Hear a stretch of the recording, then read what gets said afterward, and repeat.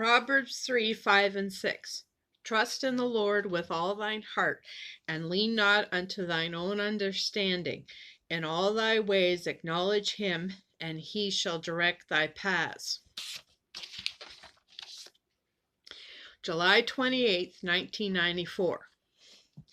Kelly, isn't this nice to have the house all to ourselves? Don't you think we should get our own place? How long did you say Crystal was going to be at Aunt Nancy's? Dan asked this, hoping Crystal would say forever. I don't know, she didn't say, and don't bother me again about getting our own place. This house is certainly big enough for our needs. Why should Crystal and David have all the room to themselves? Come on now, I didn't ask that question to pick a fight.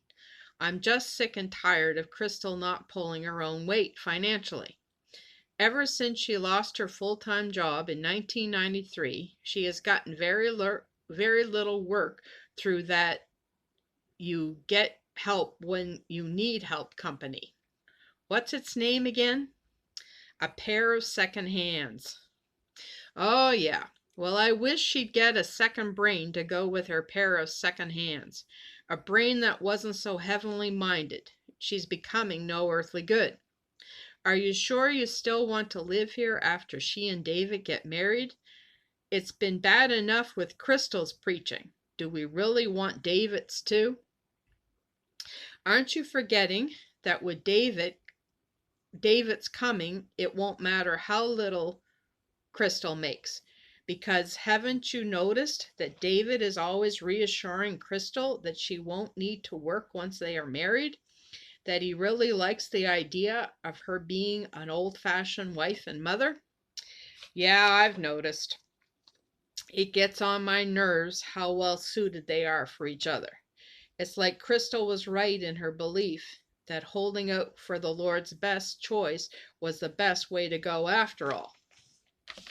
Are you implying that I'm not the Lord's perfect choice for you? Well, sometimes I wonder. Look at the way we fight all the time. You remember how you wanted me to leave just before our first anniversary because I agreed with Crystal over the color we should paint the dining room? Well, it really hurt me that you would take her side over mine. It hit a nerve. Maybe you're right that we should get our own place. I thought once we got married that together we could gang up on Crystal and get her to change her straight and narrow ways. But it hasn't worked. She's never going to change, and now that she has David, she'll only get worse. When do we move? As soon as we can find a place that suits us. Ring! Hello? Alex, there's a gentleman at the front desk that wants to see you. Do you have an opening?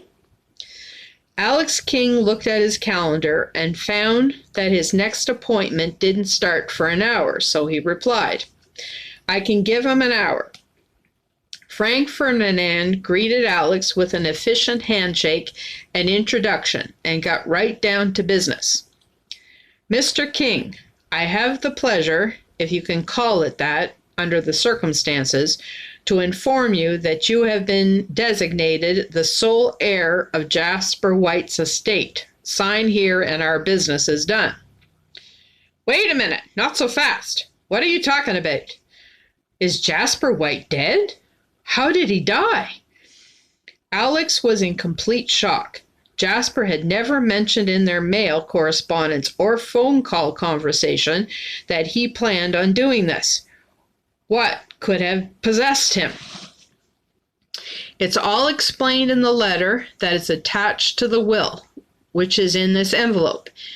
And I've also included a newspaper article to tell you all I know about how Mr. White died. Now, if you don't mind, I'd like to get back home to his town. It's a 4-hour drive, and I'd like to get home in time for supper.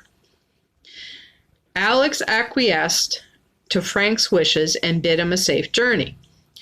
Looking at the clock, he saw He only had a half hour before his next appointment arrived, so he decided to read the newspaper article first. Town of his town in shock. Detective Jasper White commits suicide. Jasper White, former head of Detecting White Lies Incorporated, was found dead on July 25th by his longtime employees Gerald Fox, Jeff Hawks, and Prissy Daniels. Cause of death has been established as a suicide, according to the Detecting White Lies staff. There was no suicide note, so there is only speculation as to why Jasper White took his own life. However, after interviewing the 3 employees of Detecting White Lies, it has been ascertained that the reason Jasper White committed suicide is that he would soon not be able to hide his drinking problem from the general public. He had tried to hide his substance abuse problem from his employees, but they admitted that they had known for quite some time. Jasper White was not found dead upon his bed until closing time, as the employees just assumed Jasper was sleeping off a bad hangover. It was Jeff Hawks who finally went to check on him when it became instantly obvious that he had shot himself. For years, Jasper had been admonishing people to walk the straight and narrow road Jesus claimed was the only way to have life. Well, Jasper has become another prime example of one that doesn't practice what he preaches. After reading this article, Alex tried very hard to get control of his emotions. He just couldn't believe it. Jasper had committed suicide, and he had a drinking problem. Alex remembered that day when Jasper had wanted to go to that restaurant that didn't sell liquor. Now he understood why. Some friend he had been, and here Jasper had given him all he possessed. Alex couldn't wait to read Jasper's letter to him.